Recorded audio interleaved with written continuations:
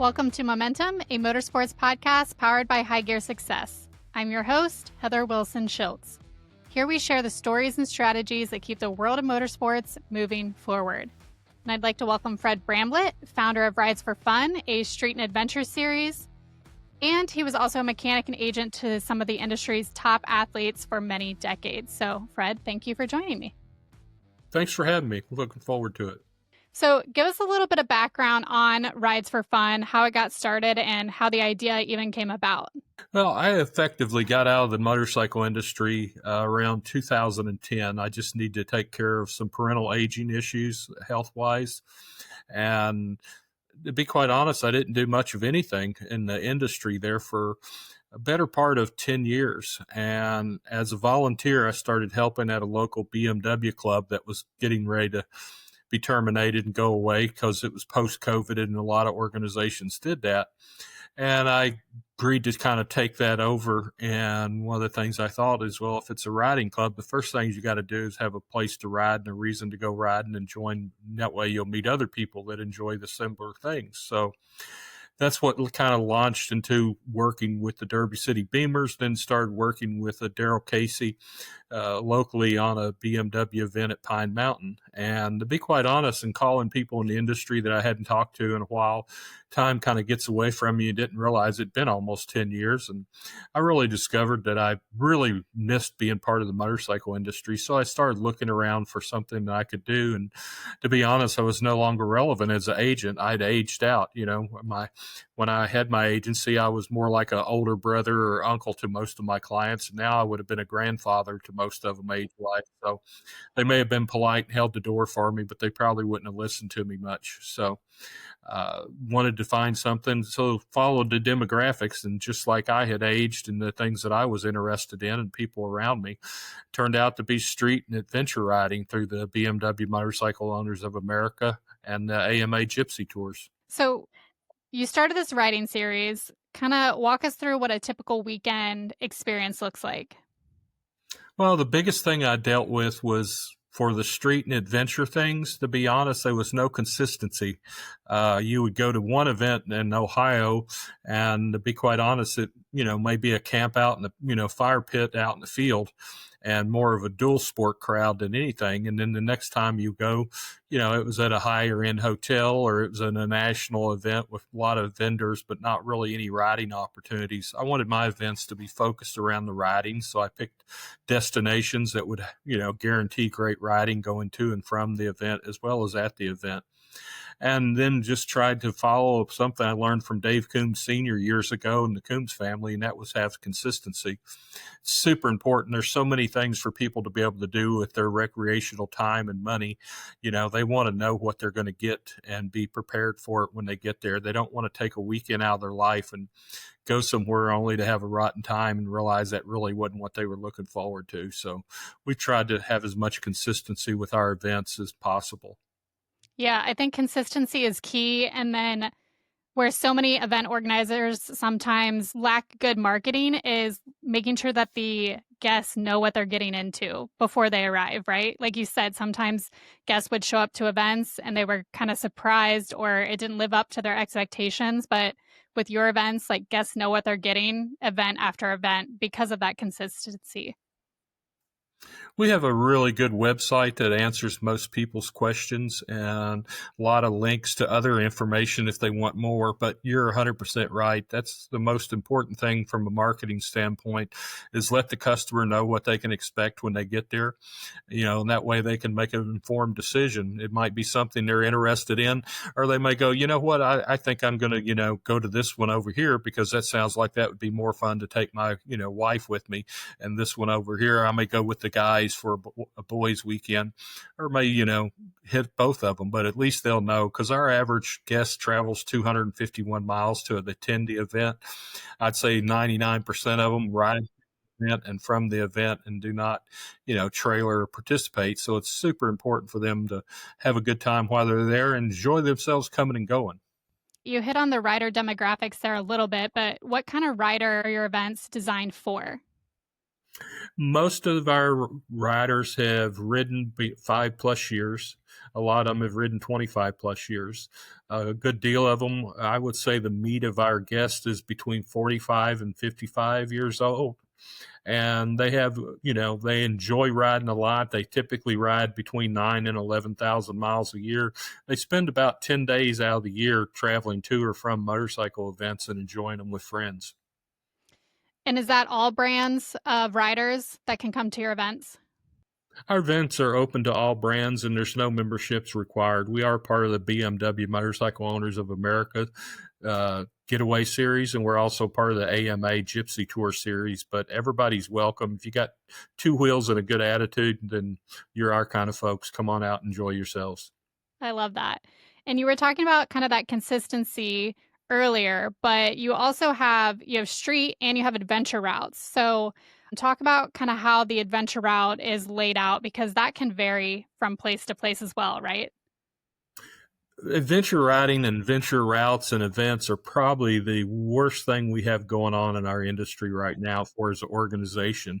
They are so broad. Like I say, you may go to one and it's just primitive blacktop asphalt roads and you could ride it on a go wing. You go to the next one and it's in southern Ohio and you pull into a field full of trailers and everybody's on a DR with knobby tires and you realize they're at KTM EXC, and that's probably not where you want to be with your multistrada. With our events, we lay everything out with a 1250 BMW GS with 90/10 tires, and it's designed around people.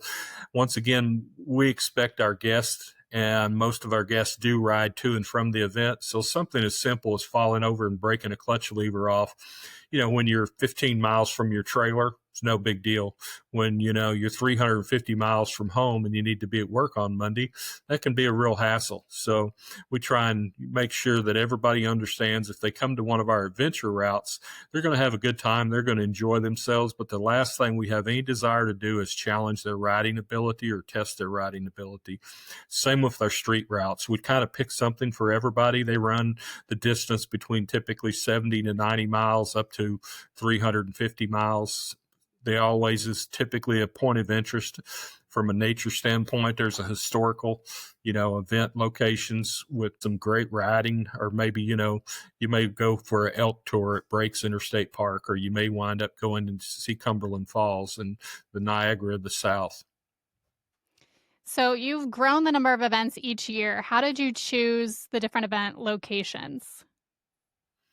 We did a couple things. One, I look at MIC numbers and statistics because you want to be where they are, registered motorcycle owners, obviously. And two, I just wanted great destinations. I picked places I'd been to before in my past with friends and really had a great time and enjoyed the riding and stuff. And then I just found the best destination property in that area that I could go to that would offer the amenities and services that we want for our guests. What are some of the amenities that you're looking for when you're looking at properties? Obviously, a wide selection of lodging. We have people that are tent camping. We have people that want to stay in a cabin on a lake. There's lodges and the lodge hotels. We have to have catering to be able to take care of up to 150 meals, private bar service, adequate parking. And just once again, a lot of it has to do with the employees and staff. They have to be motorcycle friendly and just have a great attitude about it. You also partner with Backroads of Appalachia. Tell us about that organization and its mission and how Rides4Fun ties into that. Backroads of Appalachia was founded by Eric Hubbard. I had met him early on when I was just starting to get involved. I'd done an internet search and stuff. They are a nonprofit that's focused on developing motorsport tourism and in particular motorcycle tourism, but all throughout the central Appalachian mountain range. That area has been just clobbered economically by the loss of coal jobs. So having motorsports and tourism and motorcycle tourism in those areas, it's something we're really proud and happy to be able to support their mission with and help them any way we can. Yeah, I think that's a really cool aspect of motorcycling, especially street and adventure riding, is that you get to get out into these very rural areas that need that tourism and that economic support. So I think that's pretty cool as motorcyclists that we can get to go see these pretty places and experience it, but also contribute to their economy, which is so needed. So very cool. Absolutely. So, Absolutely. besides just riding at the event, you mentioned kind of the different amenities, but you also have door prizes. So, what are some of the items that people can win? Because these don't sound just like your standard door prizes. We're really proud of our marketing partners. They're some of the nicest and most, respected brands in the motorcycle industry. And you come to one of our events, you may walk away with a set of Continental tires for your motorcycle or a set of Dunlop tires. Every guest that comes to one of our events for 2026 walks away with a $120 discount coupon for their next set of Dunlop tires. Have companies like Aerostitch, Alpenstar, Arai helmets. The list goes on and on. DP brakes, and there's some of the best thought of brands, and it's something that our guests or riders, these are all products and brands they're going to recognize and they're going to enjoy using. Gotcha. And is that combined kind of with like an evening activity then when the door prizes are given out? Yes, we have, when they first arrive on Friday afternoon, there's registration and check in, and everybody gets a gift bag. And from there, there's a welcome reception and private bar service that leads to a riders meeting and a welcome reception meal, a full catered meal. And then from there, on Saturday night is more of the banquet, and people get to talk about the wonderful experience they had where they got to go riding. And throughout the evenings on Friday and Saturday, they're drawing for door prizes for people. So it, helps the time pass and keeps everybody's attention focused. Before people even get to the event, they can kind of experience what you call the driveway to driveway experience. So that's through a partnership with REVER. Can you kind of explain what that looks like for riders? It was super important for us once again to everybody has limited time for recreation. Some people are retired and then go take a 7 or 10 day, but the majority of people and our customers, a 3 day weekend's about all they have. So we wanted to make sure that going to and from the event was as much of a enjoyment that it was actually at the event for us, the quality of riding. And that's goes back to the destinations we pick. Before the event starts, everybody that's registered is going to get an email with a link to REVER with a free trial membership of their Pro Series. They're going to be able to punch in their address and punch in the address of the event. And it's going to take them on the best motorcycle roads, or they may want to explore a little bit in the area and say, I'm going across Kentucky. I'm from Missouri. I've heard about this Bourbon Trail, or I've heard about Mammoth Cave. This is a great time to swing by there. They can plot all that in their REVER and come up with something that's downloadable. They can follow their mobile device, or they can turn it in a GPX file and enter it into their GPS. But either way, going and coming from the event on Friday and Sunday afternoon is going to be just as enjoyable as being at the event is, or as the quality of riding. So, when it comes to these events, who's mapping all the routes? Is that you? And what kind of pre planning goes into it? I typically do it. I have some people that volunteer and help me that I've known over the years. I have a core group of about 8 or 12 riding buddies. And to be quite honest, when I think about going to a new area, I plan what I call friends rides. And I do one in the spring and one in the fall, invite everybody along. We stay at the properties I'm expecting to, and they don't know that we're there, looking at it for an event location. We never tell anybody. So you really get a feel for how they're treating their guests, how they feel about motorcycles in general and motorcycle tourism. And you get to see, firsthand the quality of riding. Some of the people we've been riding with, they've had adventure bikes for 2 or 3 years. Other people have been riding off road and had adventure bikes long before they were even called adventure bikes for, 30 plus years. So if everybody's having a good time, you can quickly tell by just watching them that evening over dinner, and their conversations over breakfast and stuff. Then you can kind of go, well, yeah, this is a place that fits, will work for our guests and customers. And then it's a matter of just finding the right locations with finding the right mileage, finding the right adventure ride. Usually the adventure ride's the toughest because, once again, we're in Appalachia, and people that's ever been here, you realize the terrain is really easy or really extreme, and there's not a whole lot in between. So sometimes it's a challenge to find a nice, enjoyable adventure route that's not too difficult, that's still big bike friendly. Well, and weather can definitely factor into that too. So you you might ride a route that seems pretty easy one day, but the weather can definitely change how easy that route might be later on. Absolutely. People, if they've never been here, it always cracks them up when I tell them sometimes that literally a county road can sometimes be a creek bed. because that's the way they took the wagons and horses through there, a couple hundred Hmm. years ago. It remained as a county road and stayed open, and it provides some great riding opportunities. But yeah, you do have to, something that works perfectly good in July probably is not where you want to be in early April. Right. You mentioned partnerships with the BMW MOA and the AMA. So, kind of talk about those collaborations and what that's bringing to the events and those organizations as well. The one of the things I discovered when I was helping the local BMW group get back on their feet was for groups to grow and people to be involved and engaged, they have to have something that ties them to it. And to be quite honest, the whole reason that any of us get in these organizations is to find other people like-minded that gives us the opportunity to enjoy our motorcycle more, whether it's going to events or going riding with friends or meeting new friends. And it kind of the BMW MOAs in that same boat. I met a lot of wonderful people through there. They already had a series called the BMW MOA Getaway Series that really kind of was perfect match for what we were doing. And then we wound up with the BMW, group, but we also wanted to make sure our events were open to all different brands besides just saying it. And we reached out to the AMA. Their oldest and most prestigious street tour was the Gypsy Tour series. It was right at 100 years old, and people had almost forgot about it. And it had almost turned into more of a destination activity where it was Bike Week or Sturgis or Laconia or some of these larger commercial rallies. And those are wonderful, and I've attended them, and I know a lot of people enjoy them. But that, getting back to the grassroots, we wanted to be able to provide the Gypsy Tour people and the AMA members that attended our events with some just great riding.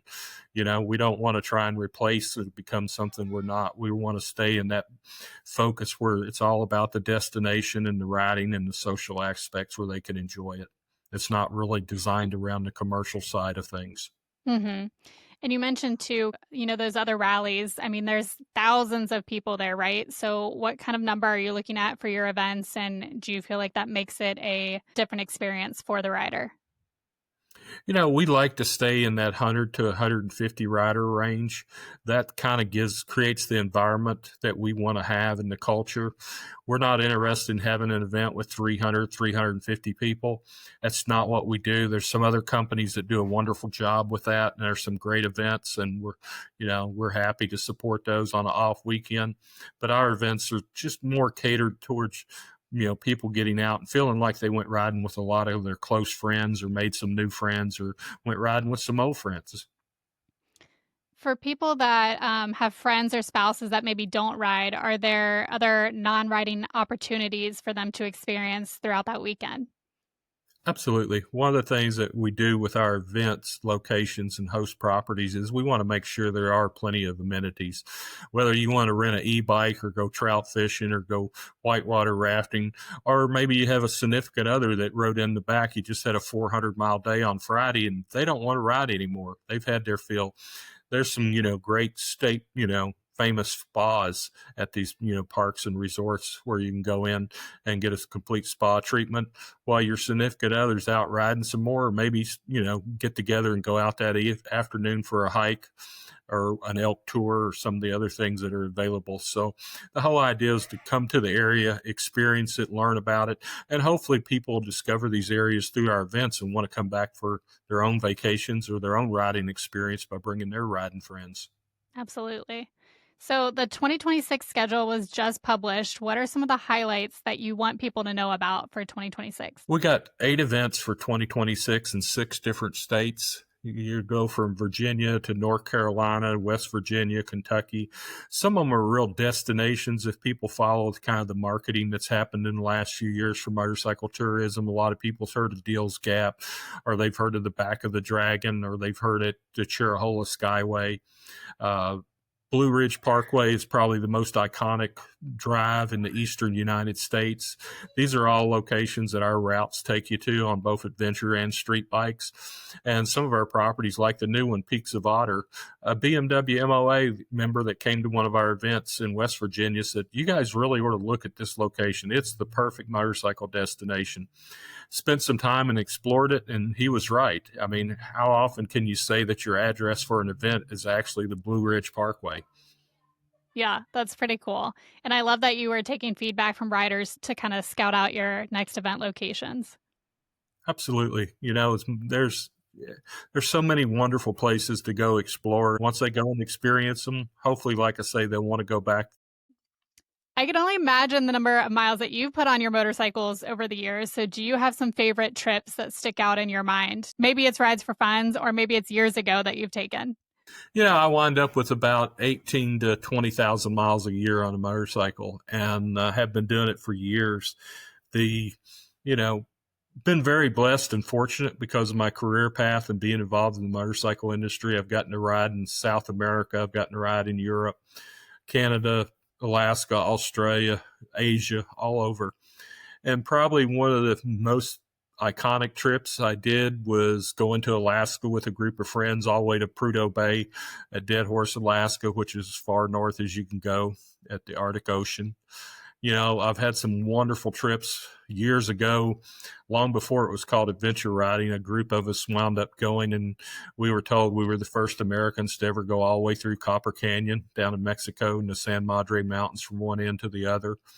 But probably one of the best motorcycle roads is the Blue Ridge Parkway again. I really enjoy that. And, it's right there with Going to the Sun and Beartooth Pass and some of these iconic roads out west. But the biggest difference is out west, there's a lot of transport sections between some really scenic, great riding. Back east in Appalachia, it's just mile after mile of incredible riding. Whether you're into adventure riding, sport bike, touring, there's something for everybody, and the quality of the roads and how little traffic there is. I mean, anybody that's ever gone to Yellowstone, yeah, it's great to go to Yellowstone. It's great to say you did Beartooth Pass, but a lot of stop and going traffic, at those type of destinations where, in Eastern Kentucky or West Virginia, there's very little traffic, and just so, which helps the riding experience and just makes it that much more enjoyable. What is your motivation for riding? Are you a foodie, a scenery guy? Do you like the socialization aspect of it? What's kind of your top motivation? I love going someplace I've never gone before. I love exploring. Years ago, I got into the habit of very rare do I ever go to franchise restaurants or hotels. I try and stay at mom and pop places. I try and, get involved in local community restaurants and things for, dining stops. Just you're going to learn so much more about the area. Kentucky has an incredible, and West Virginia too, state park system with lodging of all different, varieties and great restaurants and stuff. So that makes a perfect place because I'm one of those guys that, I get started about 9 a.m. I ride, 300 to, 400 miles, and somewhere around 5 o'clock, ready to get off the bike. And don't want to get back on the bike till the next morning. I want to be able to walk around and have that pedestrian experience. So that's kind of what I'm looking for, destinations that offer all that. So right now your focus is Rides4Fun, but before that, you were a mechanic and then an agent for those top athletes in the industry. Can you kind of give us a glimpse into what that was like? Well, I grew up with a local guy that was really fast, racing faster than me and my brother. His name was Wade Summers. He wound up having a son, Scott Summers. Years later, my family had a motorcycle dealership, and they were sponsoring Scott. I was kind of between jobs and deciding what I wanted to do as a career. So as just a way to kill a summer, I agreed to basically be Scott's box van driver and mechanic so Wade could stay home and work. For 6 months. It was going to be 8 months, and that was it, and it lasted for years because I'd grown up in construction and real estate, negotiating contracts and stuff. So I'd offered suggestions and, comments about better ways of doing contract negotiations. And so I wound up going from a mechanic to being an agent / manager of Scott Summers. And then through word of mouth, it started expanding. Dave Arnold at Honda was a real big influence, and Dave, Coombs Sr. was as well. And they got me focused on that because prior to the OMS, the motorcycle industry did not have any professional agencies.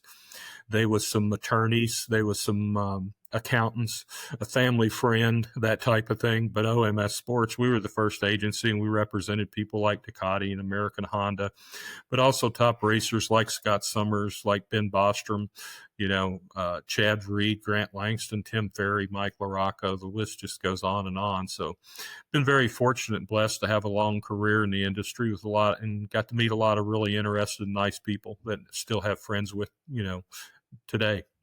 I love that.